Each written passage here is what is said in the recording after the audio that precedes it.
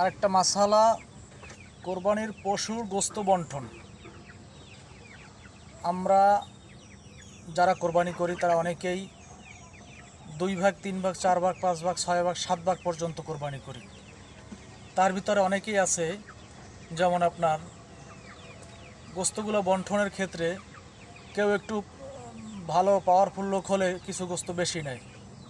অনেকেই যেমন খুরা, গরুর পা, লেজ, ভুঁড়ি, নাড়ি ভুঁড়ি এগুলো যা থাকে, অনেকে অনেক রকমের চেয়ে নিজের শক্তির মাধ্যমে বেশি নিয়ে যায়।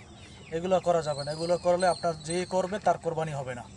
ঠিক আছে? এবং বন্টনের ক্ষেত্রে আপনার যে কয় ভাগ হবে সেই কয় ভাগ সঠিকভাবে পালায় মেপে ওজন করে তারপর বন্টন করতে হবে, ভাগ করতে হবে। যদি আপনি আন্দাজে বন্টন করেন সেই বন্টন কিন্তু হবে না, তাহলে কারোরই কোরবানি হবে না।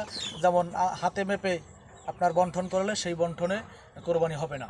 অবশ্যই পালায় মেপে সঠিক নিয়মে কোরবানির গোস্ত বন্টন করতে হবে।